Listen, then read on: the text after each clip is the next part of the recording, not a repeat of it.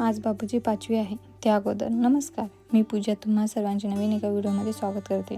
आज बाबूला ह्या वर्ल्डमध्ये येऊन 5 दिवस झाले. तर आमच्याकडे 5व्या दिवशी 5वीची पूजा करतात. ह्या दिवशी सटवाई देवीची पूजा केली जाते. असे म्हणतात की ह्या दिवशी सटवाई देवी येऊन बाळाचे भाग्य लिहिते. यामध्ये वही, पेन आणि पूजेचे साहित्य वापरून बाळाला सुख, समृद्धी आणि दीर्घायुष्य लाभावे अशी प्रार्थना केली जाते. तसेच आमच्याकडे अशी पद्धत आहे की 5व्या दिवशीपासून बाळाला नवीन कपडे, दागिने, काजळ घालायला आपण सुरुवात करू शकतो. त्याचबरोबर 5 लहान मुलांना बोलवून जेवू घातले जाते. तर अशी 5वीची पूजा केली जाते. तसेच आज बाबूला भेटण्यासाठी त्याचे आजी, आजोबा आणि काका काकू आलेले, त्यामुळे खूप गडबड सुरू होती.